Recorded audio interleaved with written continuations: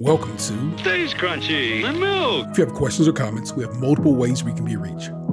Twitter is, of course, the best way for those that need instant gratification, and the show's Twitter feed is at SkimPod, SKIMPOD. Stays Crunchy. For the more patient amongst you, the email address for the show is podcast@stayscrunchyandmilk.com.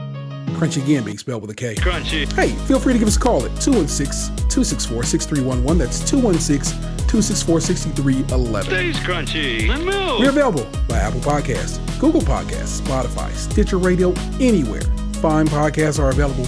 And of course, it's the website, stayscrunchyandmilk.com. Please rate, review, subscribe, and share wherever possible, including on YouTube, where we can now be found at Stays Crunchy. And over on Twitch, we're still Stays Crunchy and Milk. Our personal Twitters are Tatum216, Lunchbox2099, The Real ODP. and I'm your host, the Internet's Tayrell713. Stays Crunchy. Stays Crunchy. Stays Crunchy. Stays Crunchy. Stays Crunchy. Stays Crunchy. I was curious. I saw this on TikTok. This little Danny Brown clip. Would you rather, every time you fart, you teleport? You get to choose where to go, or every time you sneeze, you go back in time 1 week. I think I'd rather teleport and fart. Now remember, I do, but how do we get back? you gotta fart. You gotta fart again. Yeah, but it's not like farts. Farts aren't just loaded up unless you ate some fiber. But he also said you get to pick where you go. So, like, it's not like you have to go far. Like, I can fart and go to the garage and just walk back in the house. True. I made two rules for this because I don't think the sneezing and go back 1 week is a real good selling point. But if I say you lose, you don't have no more allergies. So when you sneeze, it's like, it's not like, oh no, it's ragweed season. I gotta be in the house all year, like that shit. But the idea of you get to know when you're gonna sneeze. Like maybe you deal with some black pepper or some shit. Whatever. Okay. I don't want nobody to look worried about pollen and then have to like look how my son is born. Oh, whoa, shit. And then just gone another week. Yeah. But, and then with the farting, you have to also remember this. You might fart when you sleep. So in your dream, let's say you're thinking you're swimming in the ocean. So your brain thinks and you fart and then you end up in a fucking ocean, in my opinion. You know what I mean? Now, if we sneeze and go back a week, do we retain the knowledge that we have from the week that we previously lived? I believe so. I would assume so, because you have to have the knowledge of obviously that you can time travel. Okay, I retract my previous answer. I would take the week sneeze thing. Are you always like? Is it constantly going back a week in time? Like,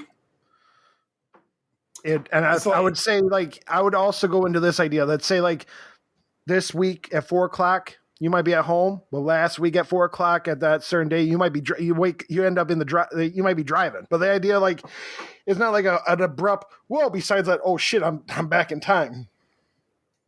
But yeah, I'm still going with I mean, I get it. You go back in time, you probably make some money. But also, if I'm gonna just keep going back in time, am I ever going to get to see that money? You know what I'm saying? Right. Well, I mean, if you could control the sneezing. You do control in the sense you don't have to worry about some weird allergy season stuff. But that's because I feel like that's a big twist on it. Like, why would I do that? I don't want to deal with fucking pollen. But the farting thing is is interesting with me because of I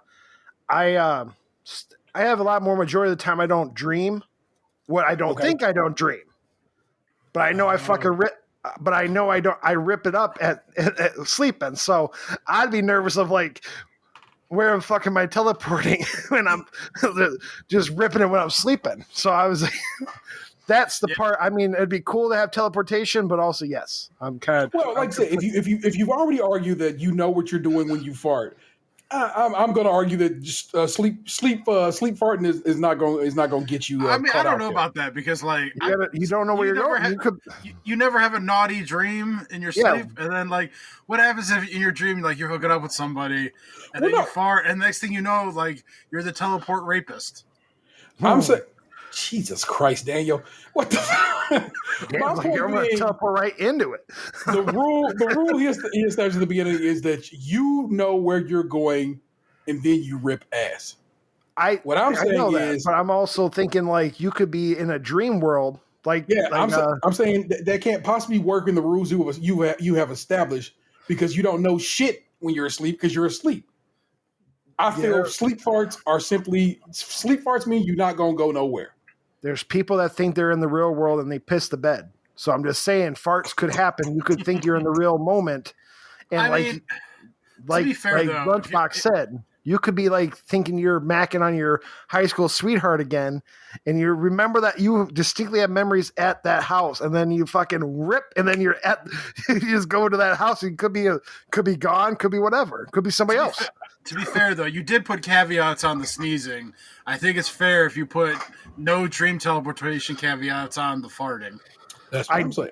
I did think of this, though. I was going to say if you're sleep fart, I'd say the only caveat is it's not going to be easy, like return back to bed, but you don't go that far. Like when you fart, you go on your roof. That was my caveat I was thinking of. Like you end up on your roof. It's not like I'm afraid of heights. I'm just saying you might stay to sleep. I'm not saying you fucking drop right onto it, but I'm just saying when you fart in your sleep, the caveat is you have to either be on your roof or maybe okay for you. You end up on your front lawn. That's as far as you go. I mean, at least that's doable. You know what I'm saying? I just don't want some easy, like, I teleported, from this or like garage house seems like it'd be a nice sheltered area. I thought it was something like fart. Like, I don't know. Maybe because I can do a double barrel. I can just do a bop and then there's another one right back there. Boom. I'm already back in the bed. That's what I'm thinking. Shit. Well, I think, like I said, I think I'm gonna stick with transport. But that's because I'm a guy who loves to travel. Man, but I can join you. I'm all by my damn lonesome. You fart yourself into a bank vault, fart yourself out. You know what I'm saying? Money can be made either way at this point. Fucking smells like bologna sandwiches in here, but the fucking place is empty. Oh my God. You bologna ass motherfucker. You know what I'm saying? I smell that. I know what you did. All right, bevy up. It's a lengthy track. All right, I got him. Nobody pray for me. It's been all day for me. Yeah. Hey, I remember syrup, sandwiches, and crime allowances. Finesse a brother with some counterfeits, but now I'm counting this. Parmesan where my accountant lives. In fact, I'm down with this. Do say with my boobay. Tastes like Kool-Aid for the analysts. Girl, I can buy your ass the world with my pay stub. Ooh, that pussy good. Once you sit on my taste buds. I get way too petty once you let me do the extras. Pull up on your block and break it down and we playing Tetris.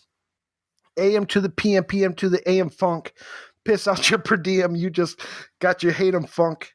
If I quit your BM, I still ride Mercedes funk. If I quit the season, I'm still be the greatest funk. My left stroke just went viral. Right stroke put little baby in a spiral. The Soprano C, we gotta like to keep it on the high note. There's levels to it, you and I know. Bitch, be humble. See? Boom. How he has that when he gets back, he might not even want to do his own goddamn rap. Hello and welcome to it. Stays Crunchy and Milk. It's episode 456. And sure, you can have those dozen kids. Just don't scratch my TARDIS. I'm your host, the Internet Terror 713, joined by the big homie Lunchbox 2099. I am, in fact, here, and for those wondering, no, I did not understand that reference. I heard TARDIS, so I'm assuming Doctor Who. Thank you. You know what I'm saying? That's all you got to do. You got to associate the two. Oh, and that voice you heard was our special guest this week. It's Mike Fowler, host of the CuzNCiseal Show and the homie. What's good, champ? Not much. How you doing? And obviously, thanks for letting me get back on here. Oh, I told you I would get you back on at some point, and I'm certainly glad I could. I'm sorry you don't get some Anthony this week to bounce off of, but he could not be on the show this week, and that's no big deal because you know what I'm saying. That's why I got homies I can hit up and be like, "Hey man, you trying to get down?" And almost always they're like, "Yeah, I got you." I was happy because obviously I was thinking I was like, I heard the call out on the show that you were saying I gotta get him back on here, and then boom, you had a TV actor on. I'm like, oh fuck, and then boom, you had Roe versus Wade happen. And I'm like, I don't want to be on that episode right off the fresh get go. And luckily, Ant canceled himself by wanting to have Tiffany Haddish be a trans person last episode. That's why he's not on here no more. No, but yeah, yes, I'm glad to be back, and obviously with the crew that's up here right now, obviously there won't be no let's think about what the woman's point of view is on the Am I the Assholes, because obviously T's not here. So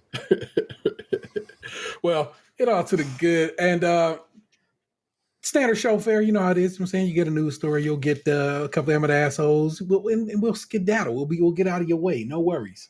But because Mike was here, the first time Mike was here was with a whole crew of motherfuckers.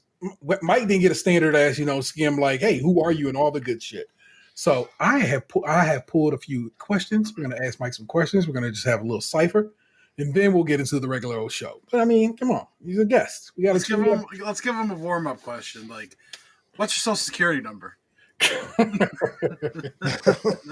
Well, first question is just in general, where you at? How'd you come up? You know what I'm saying? So forth and so on. How would you describe your upbringing and all that good shit? You know what I'm saying?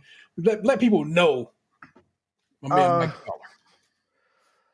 Obviously, I grew up in Michigan. I grew up in the more upper north side of the lower peninsula, but it's a very small town. Like you guys, that's where my brain kind of can't fathom how you guys can chill and hang out in a big giant city like Cleveland, or even how what up don't no trust me.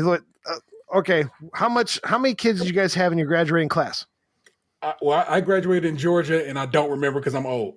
I want to say 200. 200? Yeah.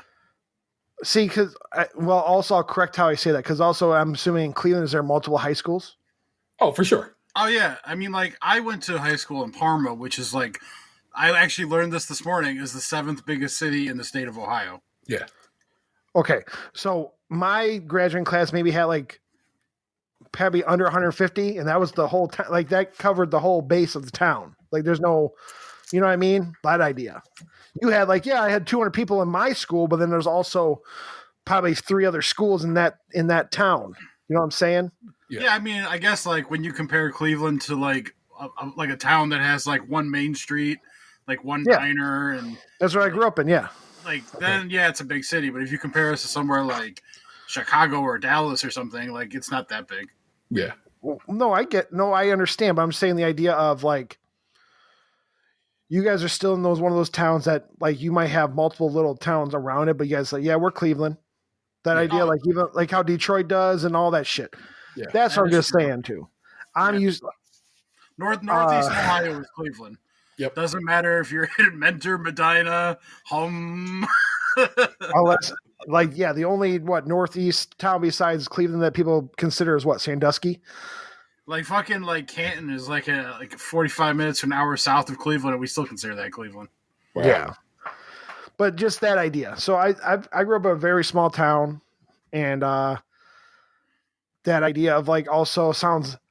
I'll just be fucking straight up. The idea of I should have grown up to be pretty prejudiced and all that white, just, you know what I mean? Just fucking small ass town. But obviously no, just grew up in I'll give my town, especially for at least the graduating class of 07 that I was, that we were not we had some pretty good teachers on our shoulders to keep us pretty I guess woke, but also it wasn't woke back then. Just the idea of considerate about everybody. And I'll give them all that. But yeah, then I was just very country bumpkin shit. The idea of going down to a different town that was technically quote unquote bigger because they had a Walmart / Target also, compared to nothing in where I grew up. Just lived around there. I'm used to that small town lifestyle. Okay. To explain, I guess. And then right now I got 3 kids. I got 2 daughters with my ex, and then obviously I have my son with my current girl, and obviously she had a son too, so obviously I technically have a stepson as well. Okay. But we moved down to near Flint. Obviously, it's Davison, but obviously just a little area of down here has been going like that for a couple of years now. It's been okay. The Now, pandemic, of course. what made you leave, small town Michigan for a bit bigger town Michigan? The house that we're in right now is just an opportunity of it's kind of like a land contract with my girl's uncle. Okay. But at the same time, we're actually kind of conflicted. We're not sure if we want to stay or actually try to move back because of it sounds dumb, but like this town in particular, there's some more glitz and glam up in the where we grew up, or not grew up in, but we lived in was Mount Pleasant, where Central Michigan University is, which is that's a technically still considered around what other towns I'm talking about. This is still technically a small town, but obviously it has that college town like vibes. Obviously it has all the stores we like to do, like just even go in and just do the walk around, like window shop and shit with kids. Yeah. We're used to the parks and all that shit. Yeah, college towns have a vibe. So I hear you. Yeah, yeah. So I have a question as it pertains to all this, and like I want you to understand that this is a serious question. Okay. So you're like right now boots on the ground, so I feel like I can ask you this. Has the water situation in that town been resolved? And I don't say this jokingly, because it was a big deal for a while in the national media, and then like a fart in the wind, it disappeared as fast as it came.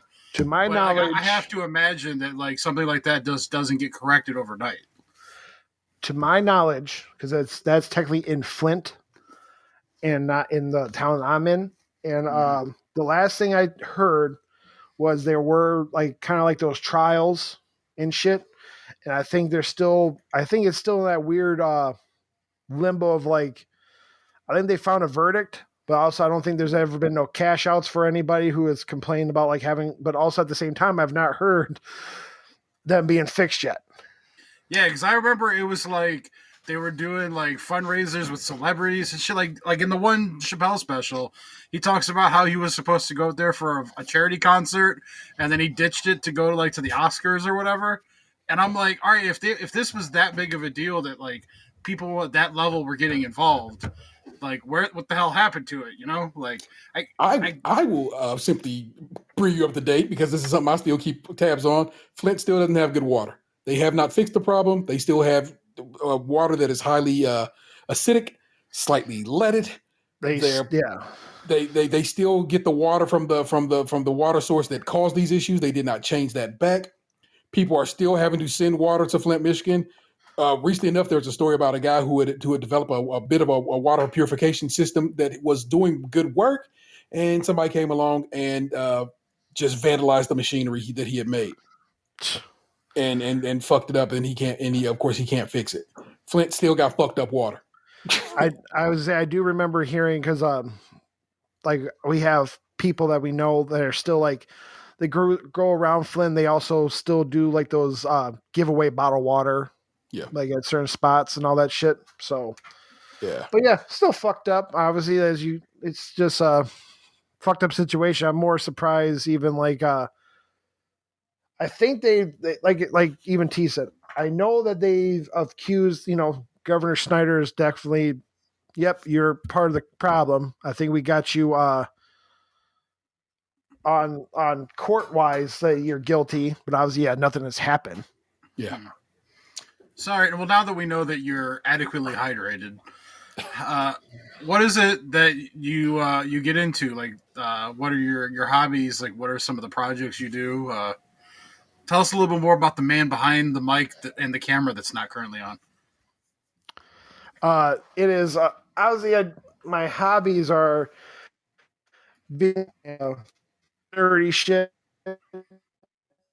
So you should just let that camera off, because all of a sudden you started breaking up. Yeah, you didn't have to put the camera on. I wasn't trying to peer pressure you. I was just making a joke for the people. As soon as you did, Joe, your internet was like, no, you will not video. Nope. Yeah, you should probably turn the camera back off. But no. All right, start that over. Because like I said, as soon as you turned the camera on, it was over for you. Obviously, my hobbies are gaming. I do I do like nerdy shit. I love comic books. I kind of had a late going into comic books. I got into comic books when The Dark Knight dropped, so that was in '08. So obviously it's not been that long. Like I didn't do it. Like I had a little bit in the '90s, but nothing to brag about. Like I didn't probably even take care of them. But no, gaming. I love. I do the podcast, like I said, the CuzNCiseal Show, where it's a one-man podcast where I try to do nerdy news. I've been kind of fortunate enough. I've been able to get some actual comic book authors and illustrators and all that stuff on the show and do like little interviews. And also, most recently, 2 episodes back, I've had 2. So this is my second time doing it. I also had a game developer on and kind of just chat about his game. And that's been pretty fun to do. I do also like I try my best to be not biased on some things. I feel like there's a lot of personalities that still they act neutral, but they also are still you can still see a favoritism. I'll put my favoritism up front. Obviously, I'm more of a PlayStation guy, but also I can at least still admit, like, Xbox is doing good things in the sense of like with this Game Pass shit, but like I can't sit there and be an advertisement for it every time. I can at least say, yes, you guys are doing good, but I can't say, well, you're here, it's only for $1. Like, how people talk about Game Pass on certain podcasts drives me up the wall. Mm-hmm. But no, more for touch base for what previous thing. Yeah. The guy I had last, his name was Kaizen Creed. He does it. Him and his brother, they are first generation, and I feel bad. I want to say they're Nicaragua. Nope, I forgot which part of Africa they're from. Nigerian. Yeah. First generation Nigerians of like that. Like their parents are from Nigeria. They came over, and he had a pretty cool story about basically like. Obviously, they used to play with ROMs and like wasn't able to afford like obviously game system and shit. But then obviously him and his brother, and here's this kid is 23 years old. He's been working on this game since he's 19, and his brother's been helping him. And his brother is now 19, so his brother's been helping him since like 15. But they've been working on this like 2D fighter called 5 Force Fighters. And I would really suggest anybody just go check it out. It has a pretty cool anime-ish cartoon vibe for a Street Fighter, but with like kind of like Dragon Ball Fighters like fluidity, because obviously they're a lot more up in the air and shit. Mm-hmm. And at this moment in time, it's going to probably come out next year. Their Steam account says it's going to come out in August, but he told me no, we can't do that. But no, seemed like some really cool kids. And I still kind of talk to him in the sense I just sent him, because this week PlayStation just did that indie initiative where if you're an indie developer, you can send in to try to get a test PS5 for your game to be ready. And he's like, oh, thanks, man. Like obviously just so he knows that he's in the loop.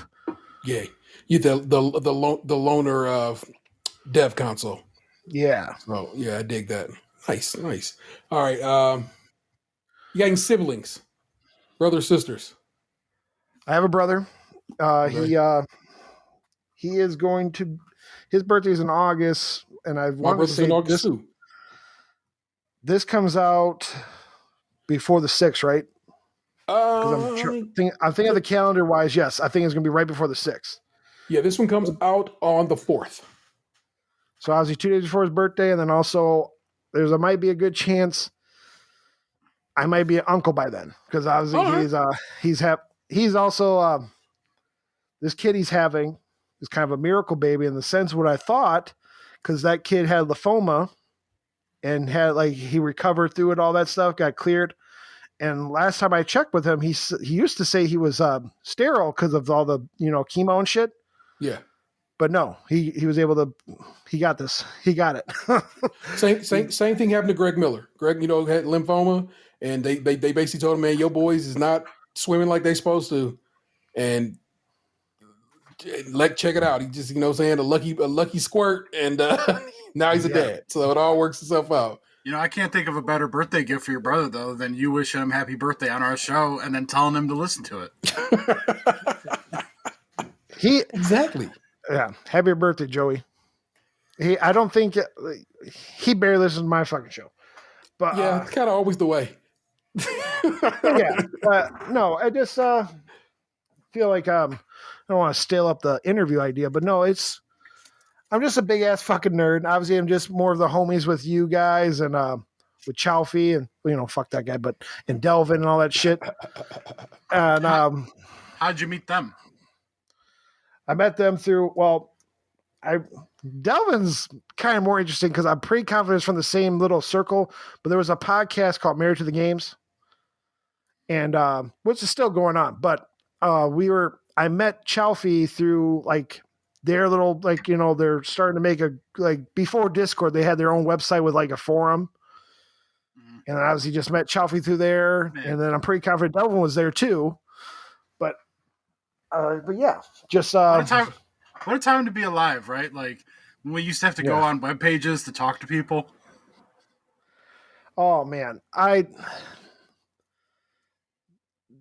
feel out of place of that because obviously, I was young enough to not have the internet, but then I was old enough to have the internet at like prime time of my life. Mm-hmm. And like with meeting Chalfie through Married to the Games, I helped Married to the Games. I think they've never done it before after because I don't think it's as easy as it was probably when it was a smaller group.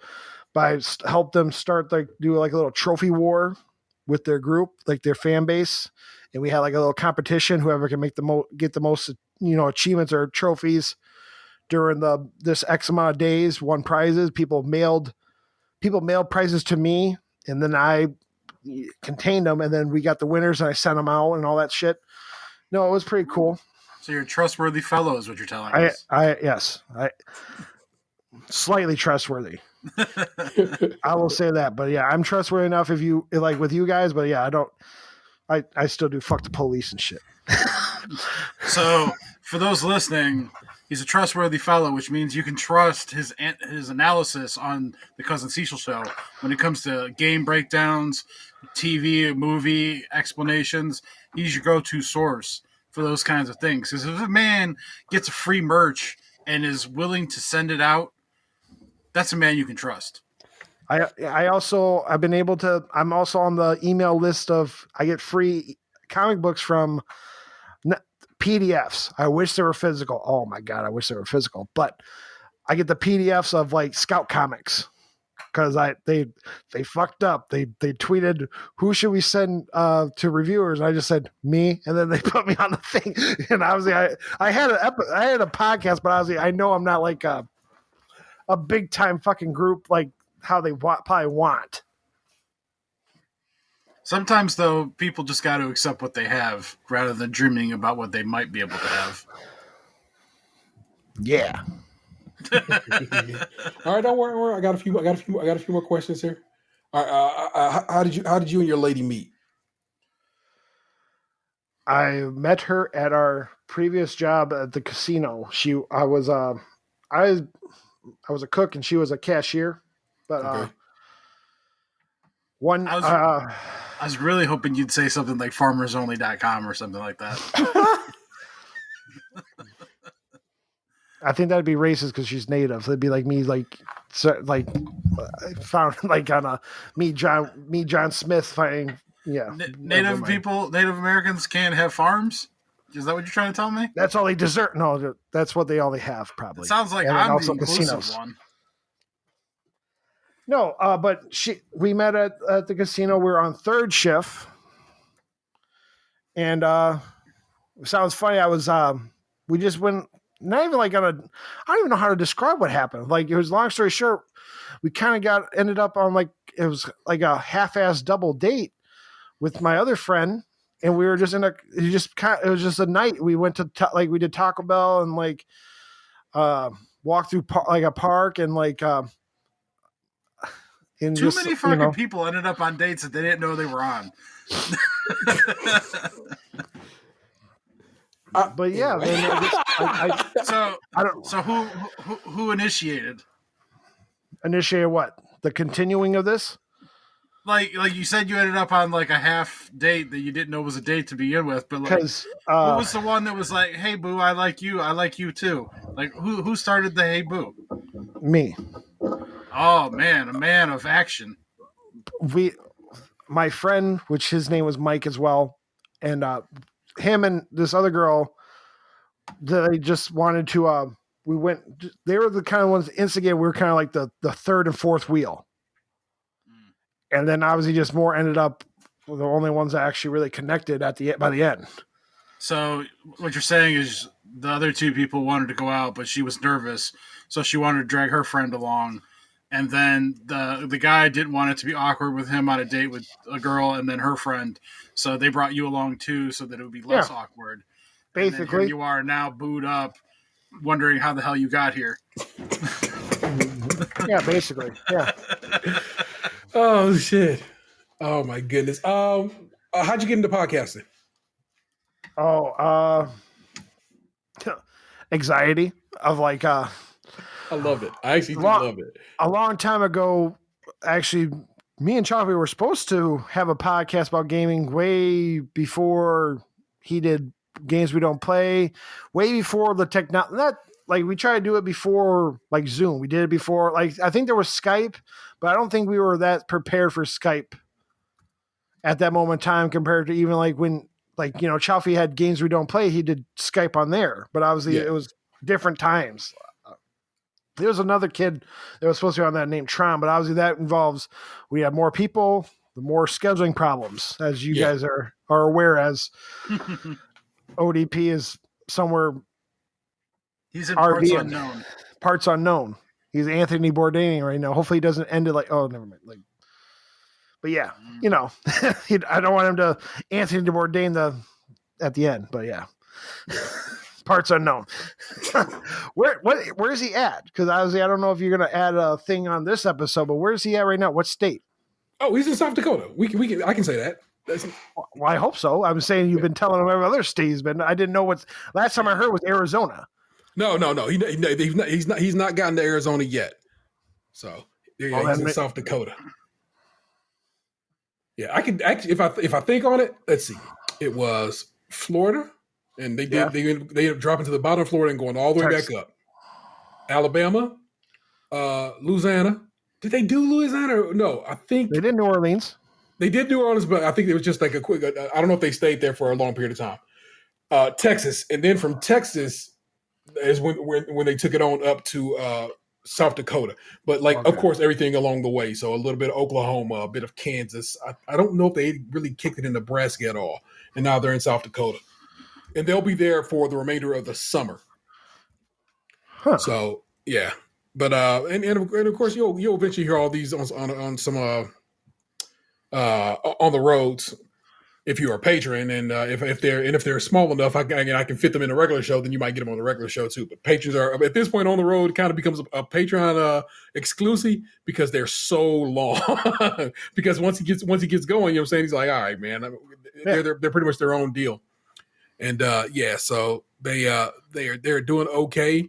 And just in case you, the listener, was wondering, and Fowler is a listener, a loyal listener, so there you go. Now the ODP is doing okay, man. They out there doing all right. Yeah, no, that's what I was wondering, because I know he's excommunicated on Twitter, and obviously he has been able to be on here just because of obviously just out in South Dakota. Yuck. Yeah, it's just technical. It's just technical issues. The internet just it don't want to let him be great. And like I said, we all have it. Like I said, Box had to drop a hard wire into his basement to get his internet to behave. So, like I said, the best of us, it happens too. So, okay. This is the last little set of questions for me. And of course, if Box wants to ask you anything else, he will. I need to know your favorite album, your favorite game, your favorite song, and your favorite book. Oh, fuck. Book. On the top of my head, for a real book, Let the Right One In. And then for album, I at this moment in time, because also it don't hurt to plug that, doing on shuffle with Delvin on his Patreon, where I make him listen to white music that he can fuck with. I will basically say I've been falling back in love with like My Chemical Romance, 3 Cheers for Sweet Revenge. But if on a different side of Mike, my favorite band is technically him, the one that Bam Margera fucks with and all that shit. His Infernal Majesty the whole thing is, but they're obviously not together. And then you asked for favorite game. Favorite game.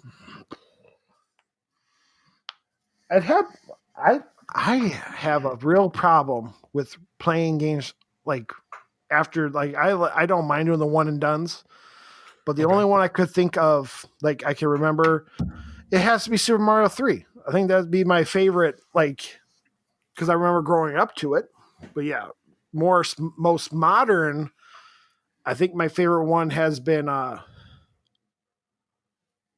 it's been growing on me. The more I think about it, I didn't mind it at first because I don't think you'll probably think I'm a madman if I didn't say that. But like, I think God of War 2018's that story and like that weird like that father thing hits you when you're a father. Yes. Yeah. And oddly enough, in my case, I'm saying I'm a father who, saying, whose kids lost their mother. So I was right there with my man Atreus. You know what I'm saying? Right. So yeah, I can understand why that game is a game. That game is very special. I'll say that. So I can get why it can be considered that.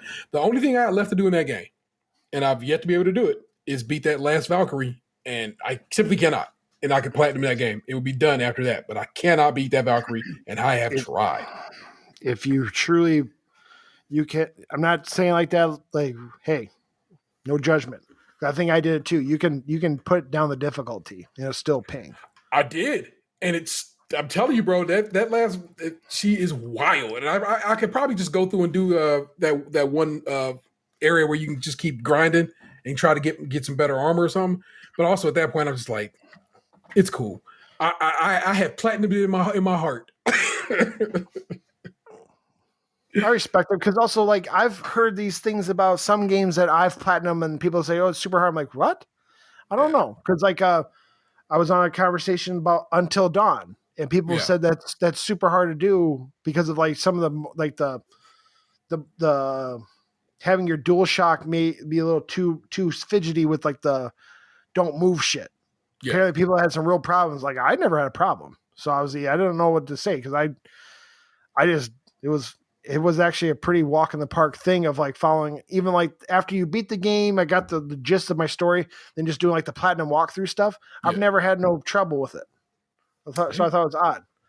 And you've also said with Death's Door, you had a little trouble with like the battling of Death's Door. And I was like, no, this is pretty fine.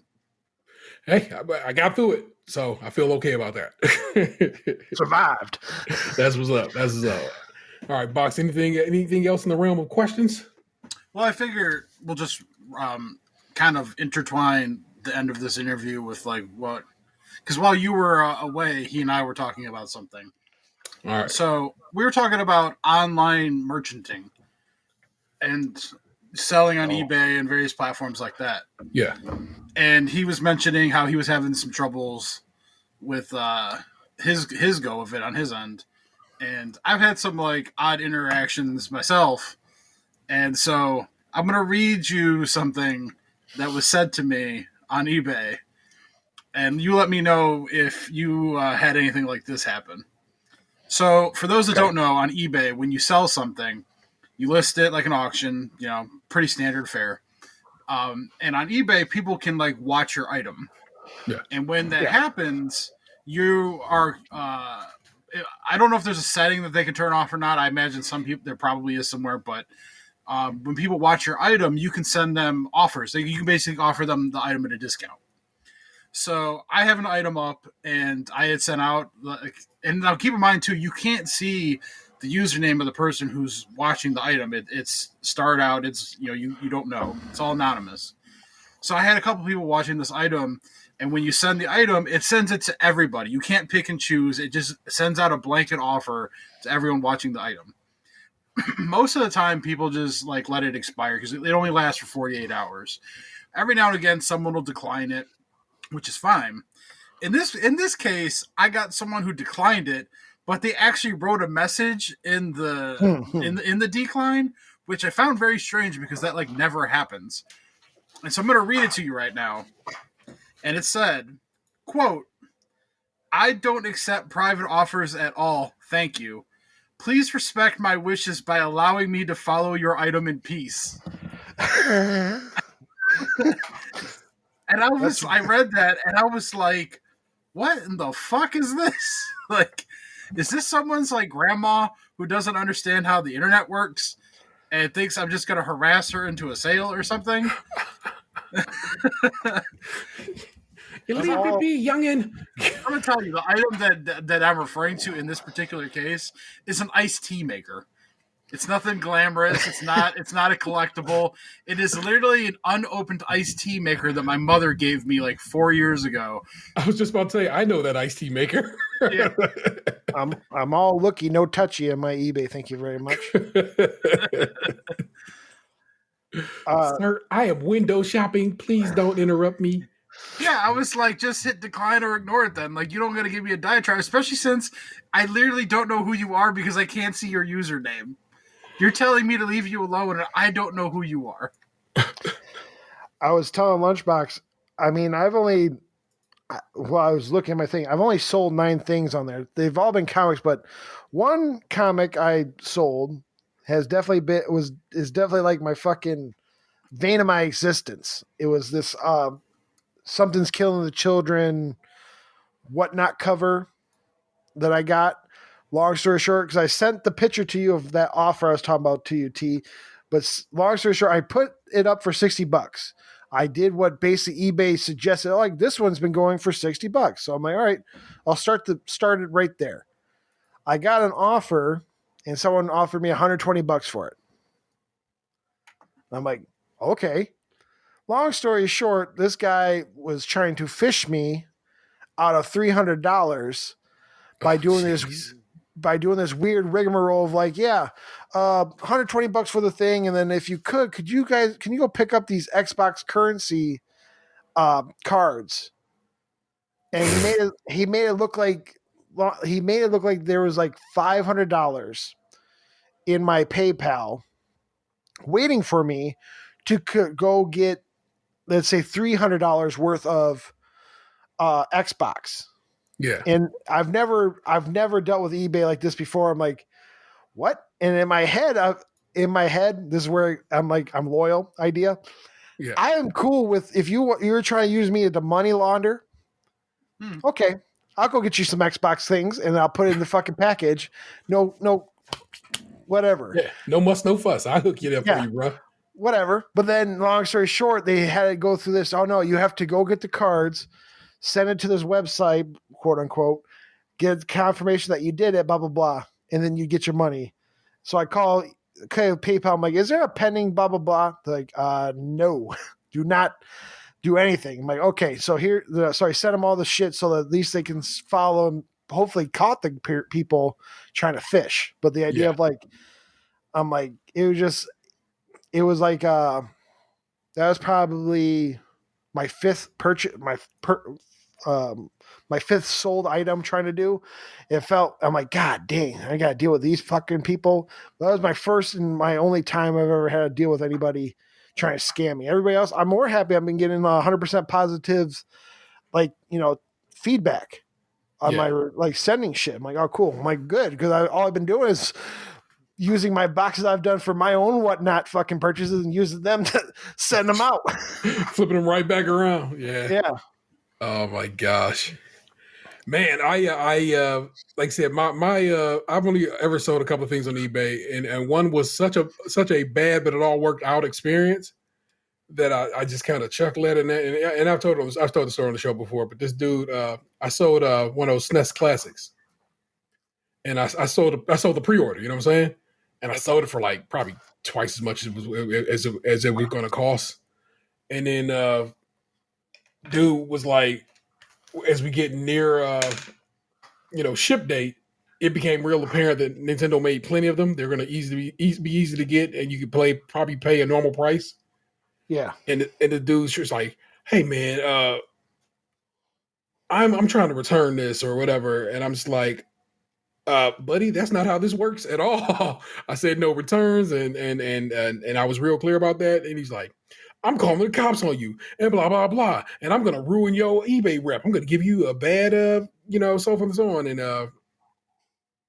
And PayPal ended up giving him his money back. But PayPal ended up letting me keep the money too. And they was like, I go, do I need to send this package out? They go, oh, no. We just gave you that dough because he was on some bullshit, but we weren't trying to hear his bullshit no more either. So I was like, and eBay ended up kicking him off the platform because he was threatening me. They said, they said that was just threatening, and they were going to remove him from the platform. So fuck that dude. And I get it, man. It's a hustle. Y'all got to work hard. It's just what it comes down to. Y'all working. It is another gig. You know what I'm saying? Because you got to be on that shit. You got to kind of get an idea what pricing is. You got to get it shipped out, and that's involved. And just dealing with people's bullshit. And it's like a battle too, because you're not. A lot of the times, you're not the only one trying to sell whatever it is you're selling. Well, and so you're competing with the other people trying to also move their product. And then you're battling consumers who want to get a deal at your expense. But I understand that aspect because I'm the same way. If you get someone to sell you something cheaper, you got to try. But it's sometimes, man, people's expectations are just way too fucking low. I'll give you an example right now. I have a Beckett graded 9. I got this as a whatnot. Gift. I remember giveaway. Yeah. It was a giveaway. I won from the actual app. They were doing giveaways, and I won it. It's a holofoil Mewtwo box topper from 2002. And it's a Beckett graded 9, and one sold a month and a half ago. Same grade, Beckett 9 Mewtwo topper, whatever, for $410. Now the one I have. The plastic casing on the bottom right corner has a chip on it, they dropped it, but the card and everything's still intact. It's not open, nothing. It's just a little cracking on the plastic. So I've had it listed up for 400 something, and I'm but I have offers on. And somebody messages me the other day, and they're like, "Oh, hey, what's the best you can do on this?" And I message them back, and I'm like, well, the last one sold for $410. Mine has a chip on the plastic, so I'd be willing to go down to $375. Okay. And I looked at what they had offered me before they messaged me because I had it on set to auto decline any offer below a certain amount. Yeah. And they tried to send me an offer of $150. I'm like, in what fucking world do you think that this item that's worth over $400 that I was just going to sell it to you for $150? So when I sent the message back to him, I was in the kitchen and my buddy was making some food, and I told him what it just happened, and I'm like, this guy's either gonna message me back cussing me out, or he's not. He's just gonna fucking ignore me because I'm not giving him what he wants. And I'm like, and that's just what it is. People know what things are worth, they want them, but they don't want to pay what they're worth. Correct. So they just expect you to give it to them for free if they send you a message or something. Oh, this guy's desperate. If I message him, he'll surely cave. I wish I had items in that ballpark range of price because, in the comic world, I think I've noticed this too. The money or the value of comics is by whatever the influencer is saying. I think, no offense to them, but YouTube people have, I think, a very strong pull on what is hot and what is not in the comic world. Mm. Because for example, all right, there's a new Gambit comic coming out, right? Or is coming out. I think issue 1 either came out this week or it's coming out soon. Okay. Comic Tom 101, which is his YouTube, he had his own variant cover of it through his monthly pull list and shit. So, and it's also a Peach Momoko joint too. So Is that a coffee drink? No, it's the artist. Oh, okay. this person, because I think it's a girl, she does like watercolors, uses like watercolor paints and all that stuff. Okay. T's Mighty Thor cover is Peach Momoko. Oh, Of okay. like Cool. issue 1. What is it? So she's one of the new hotness of like covers, and obviously he's been working with her multiple times. But the idea of like, so he has his own personal variant. It could only have 300 manufactured. So obviously then he gets to then go on to Whatnot because he has a very big pull on there and sell them for like $50 a pop. If he has any extra, or he has just people, they're just thriving because he's obviously a personality. So he gets to have big old sways on it. He also does like the weekly, using an app that he is connected to, Key Collector's comic app. So he gets to like say, hey, if you guys sign up to this, you get early access to what's hot and what's not and all that shit. So like he was talking about like when I just sold on eBay the first appearance of Jane Foster as Thor, like that run that everyone was talking about. Yeah. I sold the first one for $80 raw. So it wasn't great or nothing.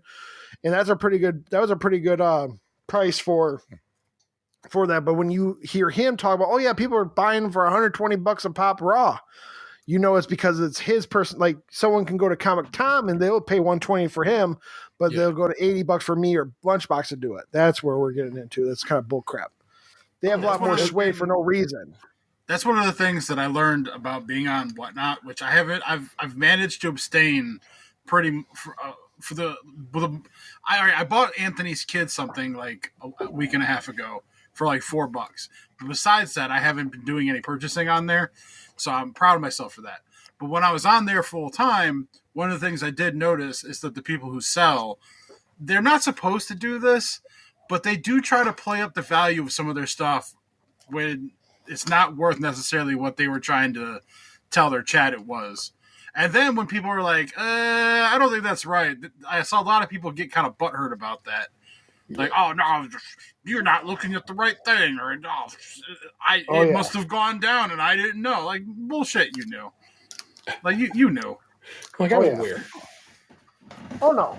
And then that's another perk for those influencers. They get to obviously not like, they might not get a free pay trip to it, but like they get to go to San Diego Comic-Con. They get to make content there, so they're making money there.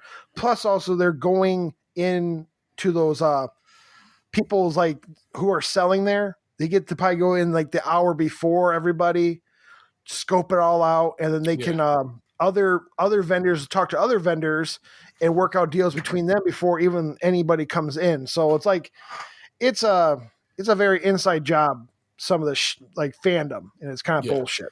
Oh man, while we were sitting here talking about this, I just had a buyer pay for something. Nice. Well done, sir. Well, there you go, people. That's kind of what's been going on in the hustle. That's my man Mike Fowler. Now you know him better. You know him as a person. You know him. You love him. It's a delight. You should be checking out CuzNCiseal Show. You left off trustworthy. Oh, yeah. I ain't decided on that yet. Yeah, I don't know. All he knows is I'm on the opposite side of like the coin of what Lunchbox is. We're just opposites of the same coin. Oh my what if it's a double-sided coin? It's a double face coin, but just I'm on the one. One of us. I'm not pinpointing who, but like one of us might be the scratch or two-face side of the coin. We don't know about life, and to give Lunchbox credit, he has a pretty good scratch in the face side of the coin life that he has talked on this show before. So I'm like, he might have that side. Well, I'm gonna read y'all a story right quick, you know what I'm saying, and a news story, and then I don't know, we'll work it out. It's fun. This is an off week this week in general because, like I said, we're recording early, but now it's getting toward the time we will be recording, so that's just chaos because chaos has been going on with this week. But let me get your story in right quick. Two former police officers are sentenced for violating George Floyd's rights. We was already smoking that Chauvin pack because he got put in jail by this great state of Minnesota, but then the federal government came in and gave him another 20. So my man ain't coming out of jail. And now the other two cops who were there when George Floyd was murdered, they going to jail on some fair charges too. So we gonna puff them packs too. The last two former Minneapolis police officers who were convicted of violating George Floyd's civil rights during his May 2020 killing were sentenced Wednesday in federal court to 3 and 3.5 years. Penalties that a judge said reflected their level of culpability in a case that sparked worldwide protests as part of a reckoning over racial injustice. J. Alexander King was sentenced to 3 years, and Thao Thao got 3.5 years. They were convicted in February on 2 counts of violating Floyd's civil rights. The jury found they deprived the 46-year-old black man of medical care and failed to stop Derek Chauvin as he knelt on Floyd's neck for 9.5 minutes. As Chauvin pinned Floyd's neck, King held Floyd's back. Officer Thomas Lane held his feet, and Thao kept bystanders back during the killing, which was recorded by bystanders. The federal government brought the civil rights charges against all 4 officers in May of 2021, a month after Chauvin was convicted of murder and manslaughter in state court. They were seen as an affirmation of the Justice Department's priorities to address racial inequities in policing, a promise made by President Joe Biden before his election, and they came just a week after federal prosecutors brought hate crime charges in the killing of 25-year-old Ahmaud Arbery in Georgia and announced 2 sweeping probes into policing in 2 states. King and Thao were convicted in February on 2 counts of violating Floyd's civil rights. The jury found that, what the hell? You gave me this story already. So jump ahead. I think they just rewrote that. The lower sentence for King and Thao raises questions about whether he would consider a plea deal or risk a state court trial on October 24th, where they face counts of aiding and abetting second-degree murder and second-degree manslaughter. Chauvin, who pleaded guilty last year to violating Floyd's civil rights and the civil rights of a teenager in an unrelated case, was sentenced to 21 years in federal prison. Lane, who twice asked if Floyd could be rolled onto his side so he could breathe, was convicted of 1 count and was sentenced last week to 2.5 years. A sentence Floyd's brother Phil Noyes called insulting. King and Thao got a victory last week when Magnuson issued rulings that affected how the federal sentences would be calculated. The rulings, particularly one that cross-referenced their crimes with involuntary manslaughter instead of murder, meant the men headed into Wednesday's hearings with a recommended range of 4.25 to 5.25 years. They may have faced a life sentence. Mark Osler, professor at the University of St. Thomas School of Law and former federal prosecutor, said ahead of the hearings that King and Thao would likely seek a plea deal on the state charges that won't exceed the federal sentence and will let them serve the sentences concurrently. King and Thao can still appeal their federal convictions if they plead guilty in state court. Any federal appeal would be moot, said Mike Brandt, a criminal defense attorney who had been following the case. But it's also hard to win a federal appeal just in general. These are some of the calculuses that are going to have to be made. Do I go to trial and risk something worse? Do I think I have a good shot at appeal or the federal case, Brandt said. Lane, who is white, pleaded guilty in a state charge of aiding and abetting second-degree manslaughter and is awaiting sentencing on that case. He was allowed to remain free on bond after his federal sentencing.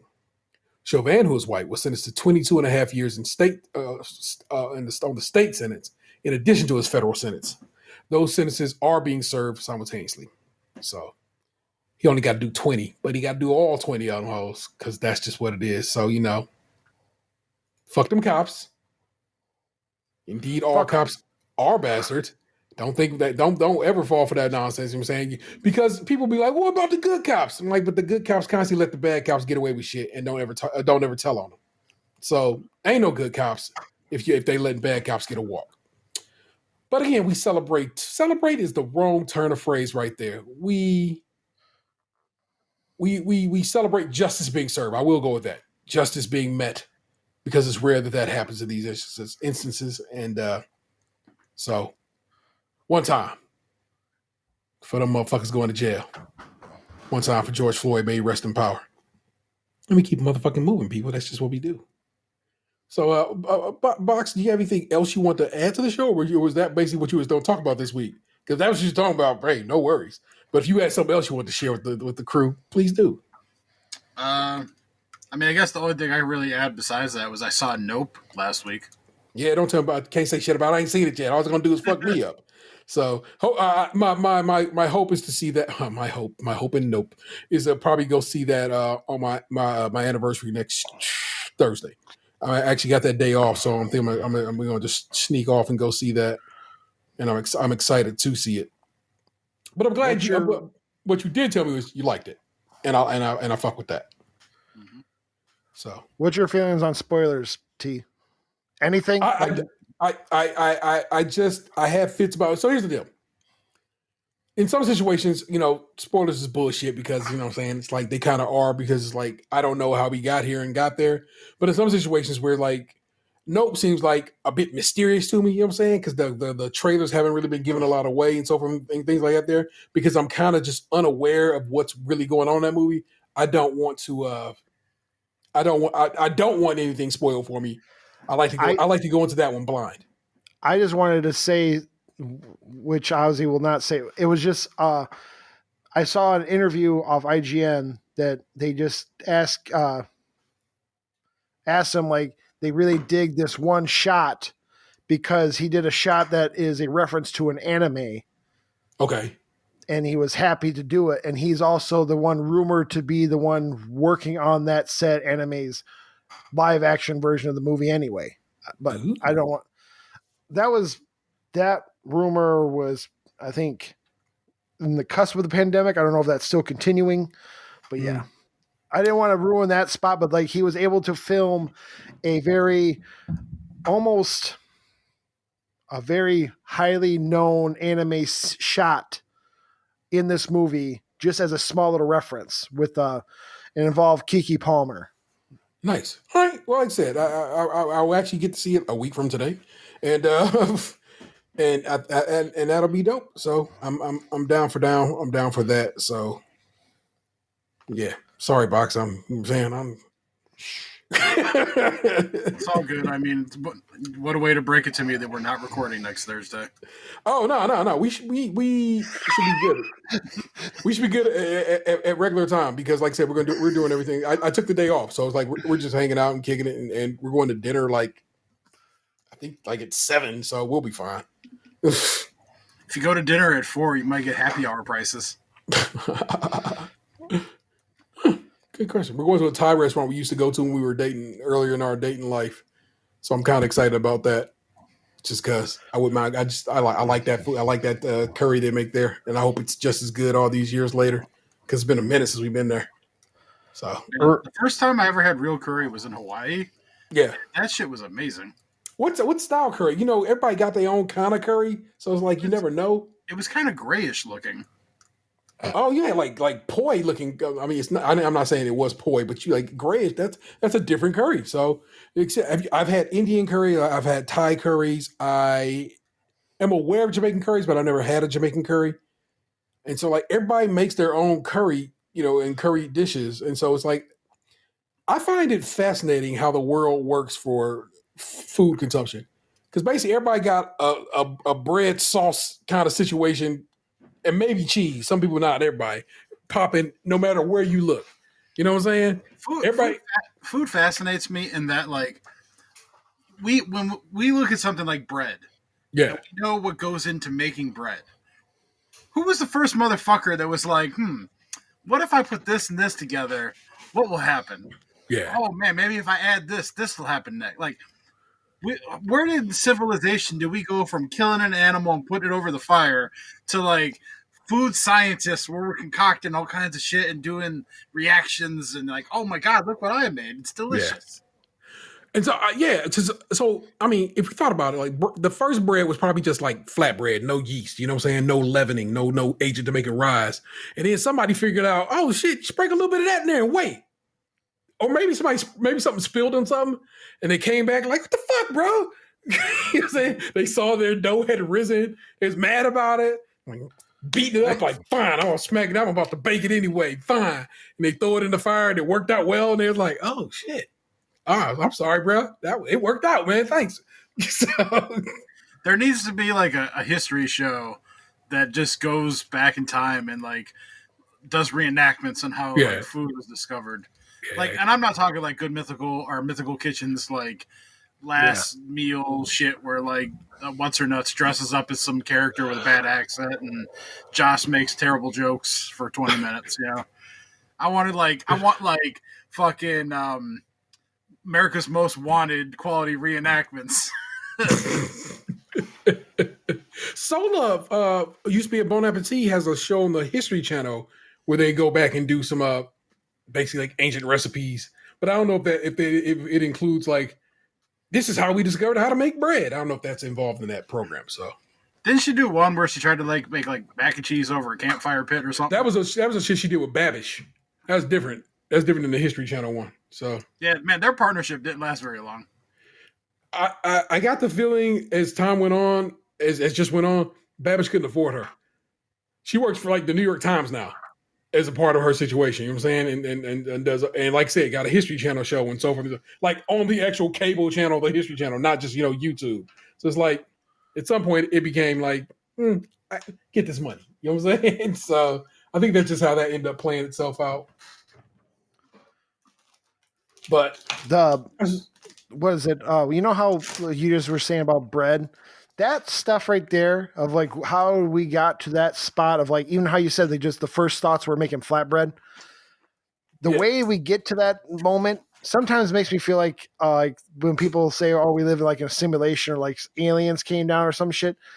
That is the parts where I can agree on like maybe, because I do not grasp how we got from like we were just saying, you guys were like hunting food and maybe you saw maybe one of your relatives die because you ate it raw or something and you like maybe we'll put it on a fire. But like, where did you get that part? When did that happen? Or like, what made you go like, look at this wheat? What if we crush it up? We're gonna make. How did we get there? That's the parts. Like, it would be a good TV show, like you're saying. Yeah, there just had to be some like group of idiot people walking around just putting shit in their mouths and praying, hoping for the best or something. Because like, I don't know how we could have done it any other way. Like, it just civilization was its own like blind case study. Well, so like, I'm it's probably a good deal of it's like, oh, hey, that animal ate that. They didn't die. It means we can probably eat it too. It's but what deer's making bread? That's where that's the mystery. Like, who made bread? It could, it goes into that. Maybe aliens. And isn't bread like the food that like they talk about in like all stories? Like back in the day, it was like, you like spend your couple of shekels getting some bread and like a goat like leg from the butcher or something. That was family dinner with bread and a goat. All right, here we go. The good people at NPR got us. All right. I'm trying to find the bread situation. That's what we need, bread propaganda. If they don't say aliens came down or like we live in a simulation, I don't believe it. This is from 2018. 14,000-year-old piece of bread rewrites the history of baking and farming. When an archaeologist working on an excavation site in Jordan first swept up a tiny black particle scattered around an ancient fireplace, she had no idea they were going to change the history of food and agriculture. Amaya Aran's Otegui is an wow, I want you to, this word is a banger. Archaeobotanist. So they study old plants and old botany at that. So from the University of Jurassic Park. From the University of Copenhagen, she was collecting dinner leftovers of the Nautfians, a hunter-gatherer tribe that lived in the area more than 14,000 years ago during the Epipaleolithic time, a period between the Paleolithic and Neolithic eras. 14,000 years ago? Yeah. That doesn't fit Jesus' timeline. Nautfians were hunters, which one could clearly tell from the bones of gazelles, sheep, and hares that littered the cooking pit. But it turns out the Nautfians were bakers too, at a time well before scientists thought it was possible. When Aran's Otegui sifted through the swept-up silt, the black particles appeared to be charred food remains. They look like what we find in our toaster, she said, except no one ever heard of people making bread so early in human history. I could tell they were processed plants, but I didn't really know what they were. So we took a look at her. She took her burnt findings to a colleague, Laura Gonzalez Carratero at the University College London Institute of Archaeology, whose specialty is identifying prehistoric food remains, bread in particular. She concluded that what Aran's Otague had unearthed was a handful of truly primordial breadcrumbs. We both realized we were looking at the oldest bread remains in the world, says Gonzalez Cartero. They were both quite surprised with good reason. I'm not going to go further than that because it's a whole lot more story. So, all right. So, I mean, if nothing else, we can slap a date on 14,000 years ago. How we got there is still not included in this story. I think I'm with Fowler on this. This just proves aliens are real. I always find it weird that we always want to pin it on aliens. I don't want to give humans credit for any kind of evolution. I think we were spoon-fed. We're cattle to aliens. They're going to come back and just take us all. All I'm saying is if we were making bread, quote unquote, 14,000 years ago, but we still have civil problems with people. So I don't believe it a little bit. I don't understand how. Well, yeah. I get it, but also, like, if we're able to be smart enough to figure out bread 14,000 years ago, which I don't think is possible a little bit, just a little bit. I don't understand. There's something to it. I think again, simulation. It's just that's. Are you're equating 14,000-year-old bread with human rights? The idea that we are still stuck in some certain like social problems, even though we can figure out how to make bread out of fucking picking up grass and like, hey, that wheat tastes kind of fine when it was wet. Maybe if we add a little bit more of this flour and see if we put it underneath a fire. Well, maybe that's where the strife started. You ever think like maybe they were making bread and then these motherfuckers are making pumpernickel over here. I don't like that shit. Yeah, no more brown bread. Came over, and which, you know what, would go banging in. That sounds like big bread propaganda. It sounds like Wonder Bread just trying to keep us separated.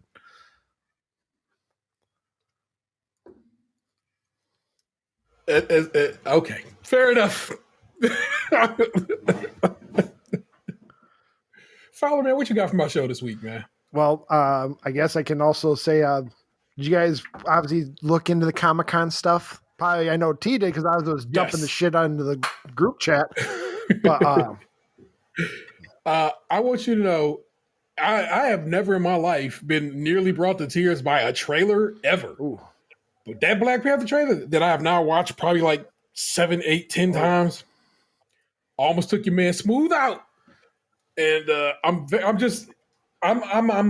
glad they have decided, you know what, let's go ahead and wrap Phase 4 up. Phase 4 has been a little, just a little here and there. You know what I'm saying? It's been mostly, it's the pandemic phase. So of course I fully understand what the situation is. You know what I'm saying? It's been probably the most challenging phase for them to have completed. But I'm super, super, super pumped for what I know, what I assume, and what we can take from what's Black Panther bringing to the table. What our little sprinkle at the end of Ms. Marvel is bringing, helping bring us, and so forth. So I'm like, okay, I can see where we're headed now. We got a good idea of how this how this is being laid out. Feige said at some point, but I only came across the story today that they're not even going to bother trying to do introduction to the Fantastic Four. It's like everybody know what they are, and so it's like ain't no point of us trying to do an origin story there. And I'm like, good. That way we can just come in doing hero work, But I've had to hear with great power comes great responsibility like 27 times.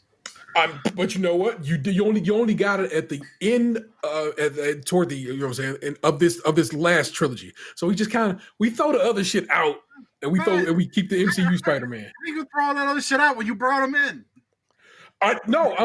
That's what's been dope about MCU Spider-Man, because they did toss a lot of the nonsense away, and then we finally get with great with great power will come great responsibility, and it's like.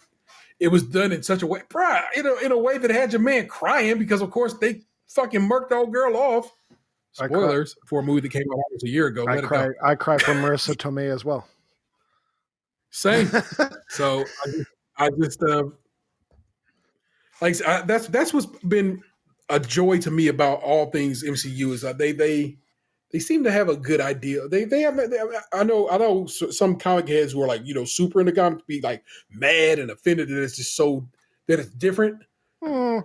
And it's the same mad I had when I saw Jurassic Park after reading Jurassic Park. I was like, you motherfuckers! So I know that anger. I know where that anger takes from. But also, to me, I don't read everything, but I have a good history with Marvel Comics, so I can see shit and be like excited for some things I'm aware of. Sometimes too, like the source material is too long.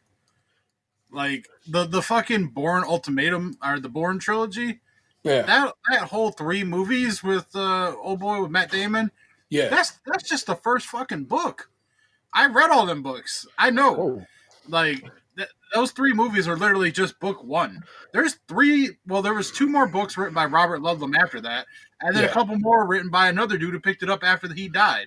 Yep. There is a lot more Jason Bourne out there for people who were thirsty for Jason Bourne. Jesus Christ, it's Jason Bourne.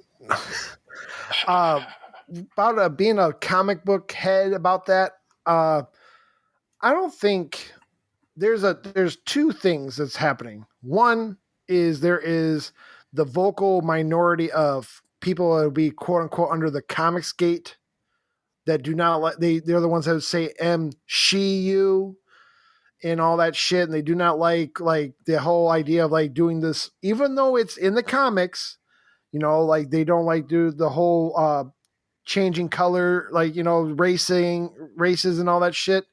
They do all that complaining. That's under this group called Comicsgate, where it's just a bunch of so basically like Gamergate type shit. Exactly. So there are some vocal people in there that are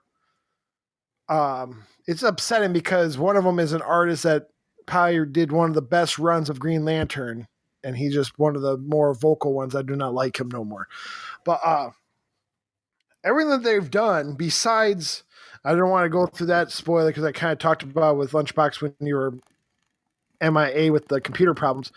The Thor: Love and Thunder is okay in my opinion, and it's not because it's okay. They for the idea of Gore the Butcher, there's only 6 issues of him, or excuse me, 8 issues. You know what I mean? How are you going to do that with 8? Let's say 8 issues are about 30 pages. You're trying to make a backstory about a guy like that, and this other part of the other part of the Love and Thunder part of it is, it's like picking and choosing 3 different series. But my problem with was it was poorly written, and they just giggled their way to the 90 minutes, and then you're laughing. You laugh through the whole goddamn thing. But then when you're done, you're like, oh, that was really kind of badly written for the main story wise. It was very written, funny, very well, but it was poorly written in the story. I find that interesting because, like I said, I don't know the story of Gore the God Butcher. I don't know the Love and Thunder story. So all I know is what was given to me, and I had a great time with it. It was hilarious to me. I laughed so goddamn hard throughout that whole movie, man. But also I said that last week. I said some comic fans are going to be like, I didn't come here to laugh. I came here for my my sci-fi and so forth and so on. And I'm like, hey man, it's cool. I get it. You had a desire. And it wasn't met, so I can understand people being upset about it. I will say for Lunchbox, I told him there too. I think it's a very enjoyable Disney Plus movie. I think once it hits Disney Plus, people are going to praise it more because I think it was a little bad movie for theater wise, like spending your money on that idea of going to see it, and then they had the ending was a little like felt like they're written it to just to end it. All right, we're going to make some crazy thing that's. If he could do that then, why didn't he do it back with Thanos? That's my thoughts. That's the only parts of like, there's some things that are written like, oh, you have this power now, but I digress on that one. But back to the Comic-Con, yes. I guess the biggest thing is Wakanda Forever trailer. Obviously, people are playing the game of who is the new Black Panther. Hey, well, I just got I just got the Nope thing spoiled for me. Well done, IGN. Well done. Oh yeah. Yeah, the now I can tell you, I'm gonna if it's ruined for me, it's ruined for all y'all motherfuckers. The Akira slide. Yeah. Yes. But Man, that looks sick though. but All right, keep going. and obviously their Namor looks great. I do like the new idea of switching it towards more of a Aztec heritage to take. I don't even think they're gonna. Yeah. There's not even naming it Atlantis. It's going to be starts with a T. I just can't remember off the top of my head of what they're going to name Atlantis for the MCU now. Yeah, and I think that's done because they don't want to get confused with Aquaman. I don't think it's all even. I think it's cool so that it goes with the heritage that they're going with. It's like what? Well, yeah, it's two birds, one stone. You know what I'm saying? They're not getting mixed up with that DC bullshit, and then they get their own thing that counts toward, you know what I'm saying, that is historically is that how I want to word that?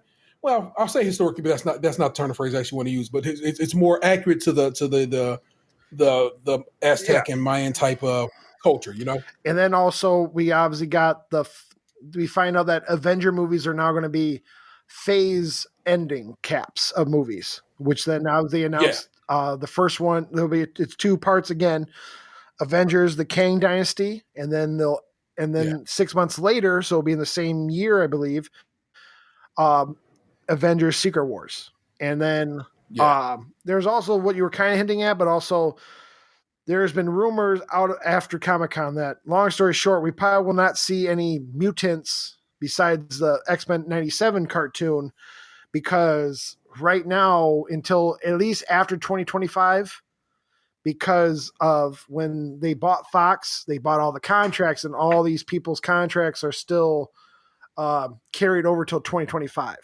So they can't even even discuss publicly. Well, yeah, we're gonna have a new Wolverine and shit. You know what I'm saying?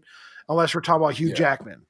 So that also leaves the door open for a possible Secret War, because that title is very confusing. There's people that think it's going to be the Secret War that was just happened in comics maybe 5 years ago, but I'm pretty confident it's going to be closer towards the original 80s. The 84? Yes. Yeah. I mean, there's obviously, like, we all know Kang is a big character in the upcoming Marvel universe, but there's also thought that Doctor Doom is going to be introduced possibly in Wakanda Forever. Yeah. And that could change the game up too. I can't. Either way, man. You give me all of them. Right. No, and the only part I'm just saying is I mean, they can do it, because there's also, again, they announced phase 5 and 6, but they just said Fantastic Four is in there. It's the Secret Wars that happened. We'll call it Secret Wars 9. No, because there was also a sequel to that. There's a Secret War that happened 5 years ago. I'm talking about that was written by John Hickman, and technically that is a Fantastic Four story to help combine the MCU into one MCU, which sounds like the plan is for this too. But the real crust, the real problem, like the protagonist antagonist, was Reed Richards and Doctor Doom. And I think it'd be not a good idea to run that story when we've only met Doctor Doom and Reed Richards in possibly, maybe 3 different, maybe 4 different movies / TV shows. Yeah. So, like I said, I think we get a. I don't even think we get a post-credit sequence. I think Wakanda Forever starts probably during the blip, and I think we get, of course, we get, Namor is our bad guy for that movie. But as we go along, we get, how they kind of introduced Andy Serkis' Claw. They introduced him in. Which one was that? Was that the second Captain America? Age of Ultron. Was it Age of Ultron? Okay, yeah, where we find out about. So I feel like that's how they sprinkle you a little Doom in there, but not but so I mean more than just a post credit deal, but not so not more than just a scene, you know what I'm saying, where we figure it out. What was just probably those guys who are coming in with all the guns and gear on are from. People are like, that's probably the Latvian MF Doom, no, Doctor Doom soldiers. And I'm like, okay, that all makes lots of things. Are like, I love people sharing their theories about Wakanda Forever. Wakanda Forever just became the ticket of the rest of the year. You know what I'm saying? It is the deal. Yeah. And so I'm very, very, very pumped to see that movie in November, right? Yep, November 11th. Yeah. Jesus, 2 days so after far away. 2 days after Ragnarok. November 11th. It's supposed to be Starfield. Nah. But I think it might be Veterans Day, which means I might be off that day. Veterans Day is the 11th. It's always November 11th. But there, Nice. I would say, I have a feeling Namor is going to be like that. It's like that stupid. He's going to be a problem and then be buddies at the end. No, actually, Oh yeah. For sure. because I don't think it's going to be. Maybe you'll find out in this post credits thing. Maybe those are people that work for Doom, but I would probably more assume it's just the nation, like the new world order of like the post blip of like how the government is with Wakanda in that situation. Oh. At first, in my opinion, but it is definitely. I also agree on. I think this is the best way to do it. I do feel iffy of if that's how they're going to do the media push on this is like we're just doing it for Chadwick. I understand it, but also I do understand the idea of like don't be holding him as like the man. Like you're going to see it because you like Chadwick, right? No, you're going to see it because it looks like a great movie. Yeah, and like I said, that's all I'm hyped for it. Like I said, I feel like they have given Chadwick his flowers. I feel like this first trailer does the same thing. It gives us all a chance basically to mourn the loss of our original Black Panther. Because there's internet people that are trying to do like recast T'Challa. Whereas I just think we just get a new Black Panther. We don't get T'Challa back. We get a different Black Panther. That's what I'm saying all together. We get a Black Panther, but just not. We don't get T'Challa. Like Shuri is like one of the prime candidates. But I was watching a trailer breakdown of that the other day, and the guy had an interesting theory that it's possible that they could figure out a way to resurrect Killmonger. Oh, there's Siri, even the mother. I forgot T'Challa's love interest in the first one. I can't remember her name because it. Nakia. And then Killmonger is obviously up there too. In my opinion, I was just more saying about the recasting thing. Is I think we're going to get both, and I think people should just stop complaining about it right now. Enjoy Wakanda Forever. Enjoy this is the MCU gets to mourn Chadwick because that beautiful scene you see in the trailer, but most likely in Secret War, that might be a way to get somebody to get a recasting of T'Challa by just having it a multiverse T'Challa coming over. Oh yeah. Oh yeah. See, that works too. So yeah. See, there you go. Mike Roach out of a whole MCU. You good? Because they obviously showed a different multiverse T'Challa to be a Star-Lord. So it's obviously been used. Yeah. And obviously just situational, and we could just, boom.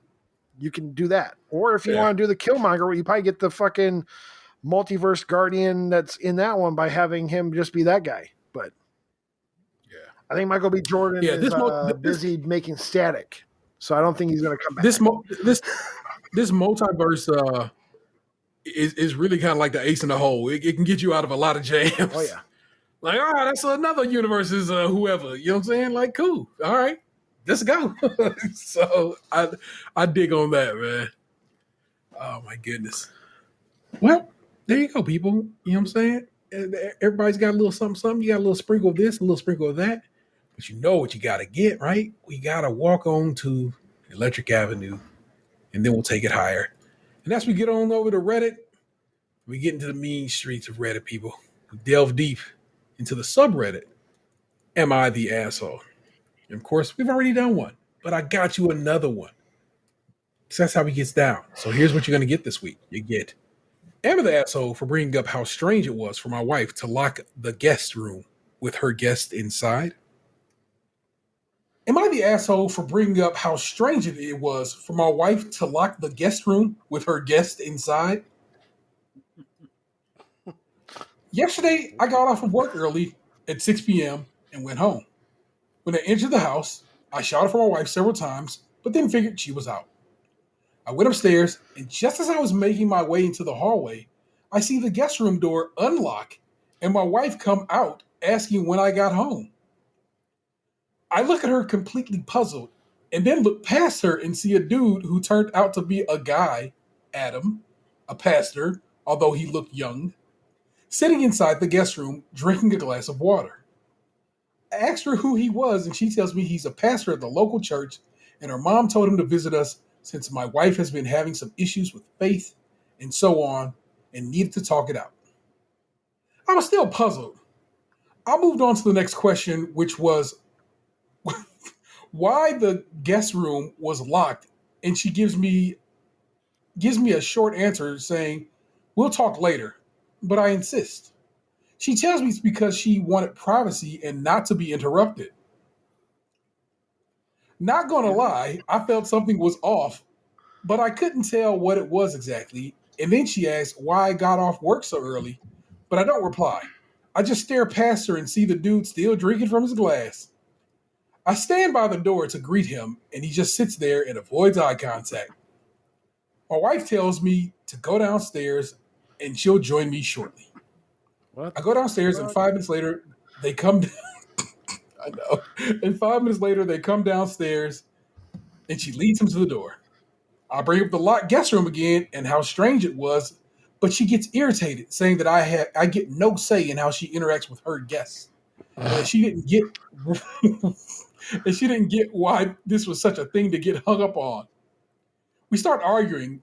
Then she tells me I'm being inconsiderate and rude to even argue with her regarding her guests and how she treats them. She goes back upstairs and we stop talking, but I can tell there's tension here. She keeps saying my attitude toward the whole visit was out of line and I am wrong for bringing up how strange I found it. Some info for context. I'm not a churchgoer, neither is she. But due to some issues she had dealt with, her mom started taking her, and taking her, and this pastor is also a friend of the family. That was terribly written. I'm going to assume my man was typing fast. He did not end this with an "am I the asshole," which is just rude on his part. But is this guy the asshole? Is he the asshole for judging his wife for having a locked door with a guest? Right? Yeah, that seems to be what the question is. Yeah. And the guest did not acknowledge him and just kept drinking water. It clearly sounds like I'd get out, like what T always says. This ain't working, bro. You might have to change locations. It's always nice when other people play my version of Stairway to Heaven as Gabriel describes it. This is why it's going to be a great episode. This is going to be the He-Man Woman Haters Club, because obviously we don't got no aunt here to say, well, think about what she's doing. No. Somebody was screaming, "Oh God!" FTB, and not in a praying manner. Oh God. Sir, you're not the asshole, and your wife is so clearly cheating on you. I mean, sure, okay. Let's argue that. Let's argue this is a minister who is visiting her. Why would you need to lock the door if you think your husband's is going to be at work? Why are you home early? Why are you locking the door when I'm not here? Like, who are you locking the door from? Why's your knees red? Hey, why is he drinking Gatorade? Like, does he look famished? Like he just saw the Holy Ghost? Why does it smell like holy water in here? Why does it smell like holy hot dog water in here? God damn it! Oh shit! Let's go over a couple. That's weird. Oh no, it's certainly weird, and I don't think this person's an asshole. Let's go over a couple of responses. They're almost all of them are very short because everybody just getting these jokes off. Not the asshole. A pastor would visit in the parlor/living room. not a bedroom behind a closed and locked door. She's acting very suspicious. Find out where is Pastor. Make sure he's actually a pastor. Those demons are in those sheets. Got to go exercise them. The response to that is she can still cheat with a real pastor. This man wrote, I wouldn't put it, pastor. Yeah. See? You can see where this is going. My man, the guy beneath him said, I wish I had something to gift you. The next response, well played. Very well played. The next response, pastor, I don't even know her. These are all just a delight. And this guy says, no, but she's letting the pastor put it to her. What? You weirdo. That's not even a good one. And this guy responds, USOB, that was perfect. I'm going to go with, everybody seems to believe your wife in this situation is the asshole. We also all seem to believe that she's cheating on you. And, wait a minute. We got a post from the OP. I don't know. I'm really feeling so confused, but didn't want to push it any further, seeing how upset she got. I still feel the same about it. Buddy, you're a sweetheart. But, Like Chico said in Next Friday, no locked doors. Yes. No more locked doors. No, gracias. In the wire. No. Trust me, that one took some turns, people. Also, since we read it, it got removed by the moderators. So that one was that we got in on that one while we got to get it was good. Next up this is a good one. Box. I feel like Box is gonna enjoy this one. Am I the asshole for telling my cousin, like the one you and your fuck buddy had, after she implied I was a gold digger? Are they messing with any broke persons? Throwaway and names change. My 27 female number one bucket list item is to go to Venice, and 2, to visit the ruins of Pompeii. My partner Zach, 32 male, recently told me we're going to Italy early next year for my birthday gift. Now I want to add, I never asked or pressured him to take me to Italy. It's also something that I've personally been saving up for. Then the pandemic hit and all that jazz. I'm truly overwhelmed and grateful for this. A few days ago, me and Zach went to a potluck. My cousin Allison, 30, female, was also there, and I hadn't seen her in a while, so we were just chatting. Background note, Allison and her husband got divorced sometime last year because of infidelity on her part, but she denies it. I don't know the full story, just what I heard from family gossip. I fell on it. It didn't happen. I just fell on it. So, back to the potluck. We got to talking about holiday plans, and I mentioned we were going to Italy. She said she and her girlfriends were planning a European holiday at some point and asked me about flights, hotel costs, etc. I said I didn't really know the exact costs since Zach booked everything. She looked surprised and said, oh, so it's kind of like gold digging, right? Wow. I said, no, it wasn't anything like that, and it was a birthday gift. Allison nodded and said something like, it's okay. Some relationships are transactional. I got pissed and said in a sarcastic tone, they sure are, like the one you and your fuck buddy had. She got really mad, and that was the end of our conversation. Emotional damage. But her sister came up to me and said I was out of line and hurtful. No, well, fuck her. Call her a whore. Who cares? We got no aunt here. Yeah, that bitch. No. but T, you got to think about it. No, that's just me trying to be aunt. No. No, the reality is I don't know if this woman cheated on her, but I do know she called her cousin a gold digger so she could eat a bag of dicks. I mean, this is relatively simple, people. It's piss poor that she would do such a thing, and that's why she caught the heat. Isn't it amazing that like even adults start shit and then can't take the clap back and want to run and tattle? For sure. They just want to fuck around. They never want to find out. That's it. That's it. They want to play. They want to play the one part, not the other. So, hot copy comment. Oh my goodness! I'm trying to see if I see any comments in here. Everyone seems to agree this person is not the ass, so I don't see anything really with any meat to it, any comment wise. But I will go back to one that I thought was kind of fits the fuck around and then find out situation. And I'm going to read a couple of them here. Not the asshole. Why do people still insult others if they can't take themselves? Her sister can suck a lollipop if she thinks you were the only one that was hurtful. Sure, it hurt a little. Sure, it hurt. A little ache to her soul. But her saying you were a gold digger wasn't supposed to hurt? Then someone responds, haha, I love saying can suck a lollipop. I would have to agree. You cannot insult someone and not expect them to defend themselves. However, you could have said, why do you feel the need to say something like that? Turn it around. Not the asshole. And then this person, this is one I want. This is the one I want y'all to kind of get down with. It's ridiculous how much this sub wavers on bigger person and don't rock the boat mentality. To paraphrase OP, my cousin called me a whore and I responded in kind. OP doesn't need to be pleasant about her response. And then they quote, however, you could have said, you could have asked, why do you need to say something like that? Could have, didn't, and didn't need to. Just like the cousin didn't need to say what she said. So that's what's up, man. Goddamn right. Yeah. Everyone here trying to like play nice and be the bigger man. Fuck that. Sometimes you got to fight fire with fire. Shoot their bullets with your bullets. Yes, yeah, I'm perfectly. That's perfectly fine by me. I'm with that, and I signed off on that.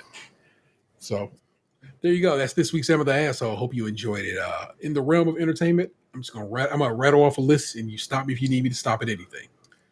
The Orville was not done. I was wrong, and another episode came out. And what I just kind of figured out is this season is only going to be 8 episodes long. So this is episode 7, and all of the episodes are.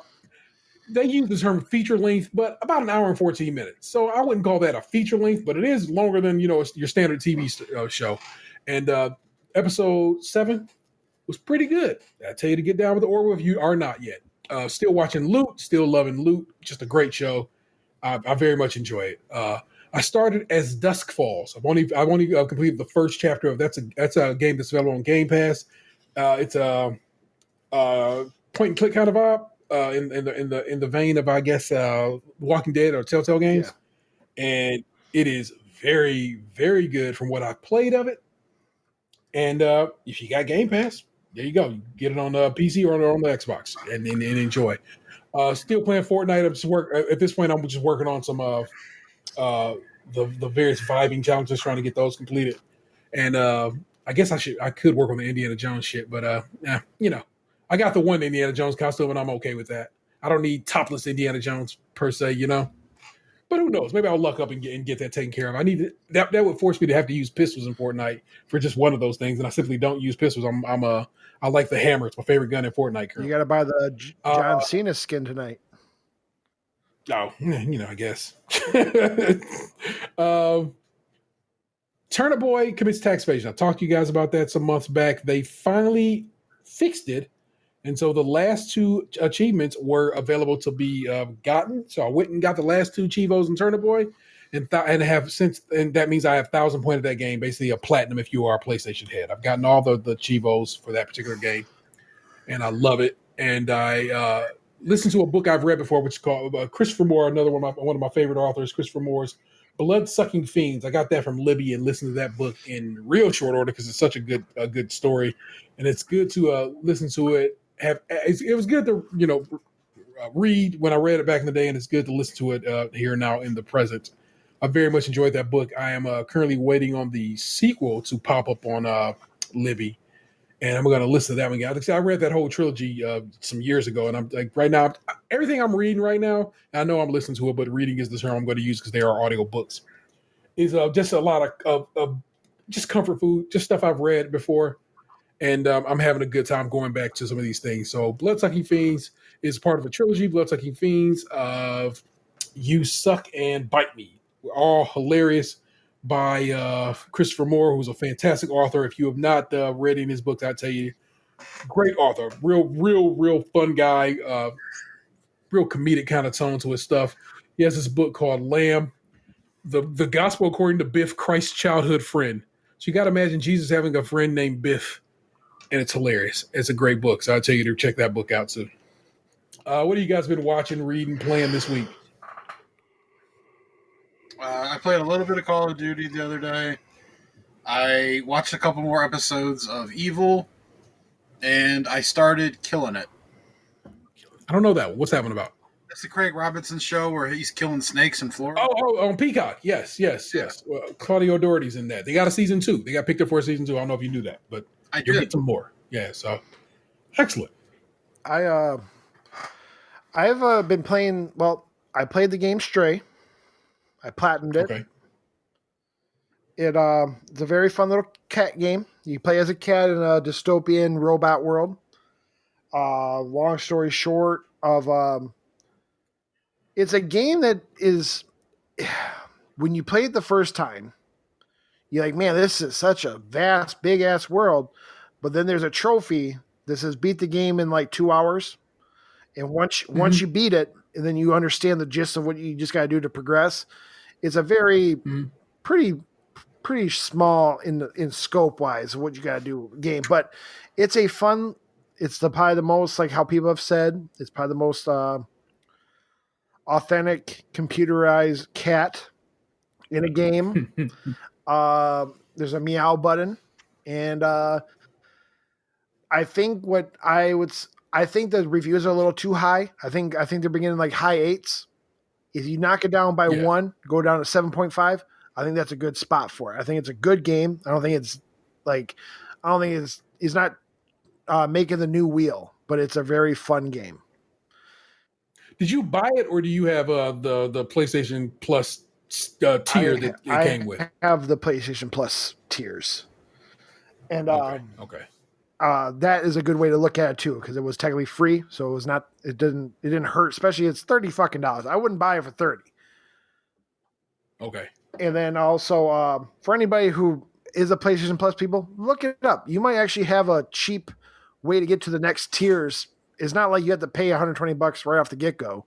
They give you like whenever your year was up. Like for me, it was only $30 to get into the premium, the top tier one. Wow. So just, how do you find that out? When you go, like I looked at it on the phone app, but you go up and it says, look up the tiers, and then just scroll down. It was an option. It shows you payment plan, like not payment plans, but like, hey, you want to pay this right now? Then you get the premium stuff. You get to have trophies for Ape Escape and Siphon Filter. Yeah. But another game that's on that list of free games I'm playing is called Last Stop, which is a basically like a Telltale game, except it's not made by Telltale, but it's like playing 3 different Twilight Zone stories, where each story, technically, like the main reason each of them have a hijink of like paranormal is for the same type of paranormal. It's like some kind of, I don't know yet. I haven't finished it, but I don't know if it's aliens or some kind of weird like robots or whatever. It's just something's going on, and they entangle like one person is a father, a single father, and like he might be sitting at the bus stop, and behind him you see one of the other protagonists walk down the hallway, and then you play that level of her, and you find out like what she's doing, and then that other character is basically sleeping behind her husband's back, and her lover, the daughter, is the other third character you play. It's a lot of different. It's stacks on stacks of like just the story building, but it's okay. It's another one of those. I want to say Annapurna produced it. It's one of their like not first ones, but it's like it's all right developed. Like people, like the protagonists have their faces, but like the people in the backgrounds, they don't have faces. They kind of just look like a blurry, like just face in the crowd idea. But it seems okay. It has some pretty decent conversational pieces. Like you have to choose like your own, like what you want to say and shit, like Telltale.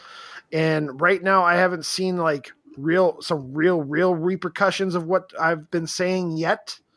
But there's a lot you're making a lot of decisions in the talking. So I don't know if there's going to be some big time repercussions down the road. I'm only in chapter 3. I think there's 6 chapters. I just started 3, so I don't know the outcome yet of 3. I just checked, and for $26.63, I can go up to extra. For $39.94, I can go up to premium for the next 242 days. That's what's left in my essentials subscription. So thanks for that heads up. Yeah. In my personal opinion, unless you're really wanting into those older games, you'd probably be pretty happy as a pig and shit in just the extra. Very good. But that's what's up. More so, that also sounds dumb without looking like that. I'll give you guys 3 hot picks, which is a normal thing on my show. One's a TV, one's music, one's a book. And I would say for music, I think everyone should check out that new Joey Badass 2000s album. It's so good. I was very impressed with it. I've never listened to Joey Badass before, like heavy like that. It sounds pretty good. The lyrics I was going to spit to you tonight were Joey Badass, that from a song called Waves off of his 1999 album. So how funny. And then for TV, I did watch the first 3 episodes of the Harley Quinn animated season 3. This came out today. Oh shit! I didn't know that was out. Cool. You just gave me something to do tomorrow. Then for a book,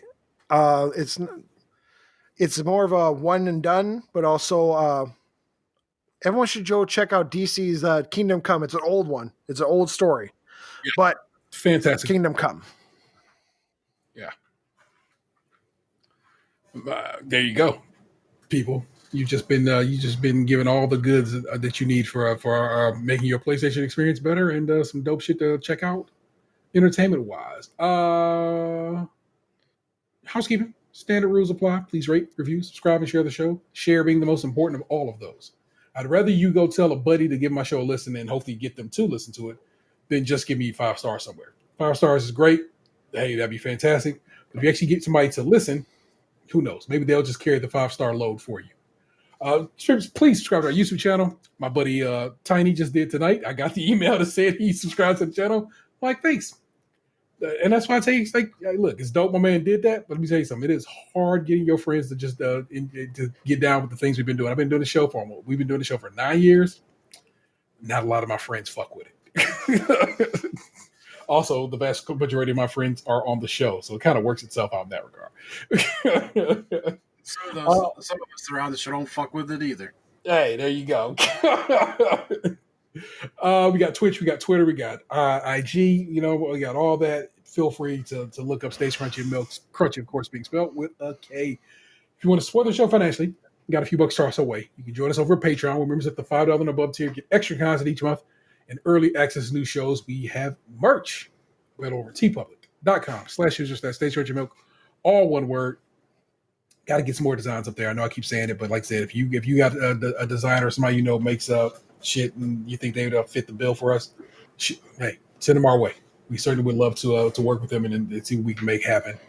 Feel free to give us a call, 216-264-6311. That's 216-264-6311.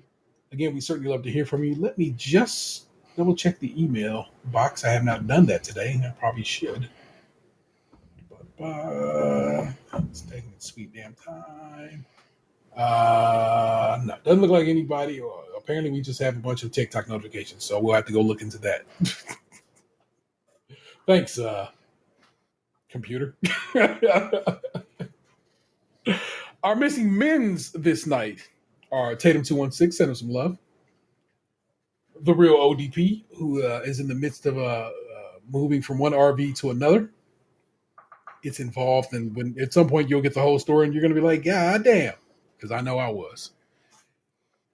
That is our special guest, Mike Fowler of the CuzNCiseal Show. Mike, how can people get at you? On Twitter at Mike Fowler 93, and it'd be cool if you guys go listen to the CuzNCiseal Show, and then just throwing it out there because no one has done it yet. If you listen to the Comic-Con episode I just did, if you go to or listen to the end, you could go. I'll send you a free She-Hulk issue 1 of the newest issue run, but nobody has tweeted off the pin tweet, yet to do what you got to do, and I'll send it to you. I am currently 30 minutes and 54 seconds into the episode. Am I going to win this Probably. comic? Maybe. You snooze, you lose. It's on the whole thing. I mean, hey, there you go. That's my man, Lunchbox 2099. That is a correct assessment. Out here doing the damn thing, making sure his house is his house. Very proud of you for that, sir. Good job. Thank you. What T is referring to is I sent my mortgage check in yesterday, and thanks to the proceeds from my eBay sales for the month, I was able to get the PMI off of my house early. Hopefully early. I did the math. I know it will come off, but I got to get the mortgage company to do it since I'm paying it off earlier than it was scheduled to be. But that was a goal that I had set at the beginning of the year, and I basically beat the goal in 6 months. Congrats. Thank you. Swear to your grandma for helping you out with that one. So I love it. Well, it's funny because, when you hear people talk about like family inheritance and generational wealth and stuff like that, while I was doing this stuff, like literally like yesterday, I was sitting here and I was thinking about it all, and I was like, no one left me like a trust fund or a house or anything like that. But like what my grandmother left me behind was memories and collectibles. And what I'm doing with them, I know she would want me to do with them, and she'd be happy with the outcome. So in a way, she did leave something behind for me to, better my life. So thanks, Grandma. That's what's up. I'm nobody. I'm just a gentle, simple soul who goes by the name Tayrell 713. Ask me about it one day. I'll tell you how I got that title.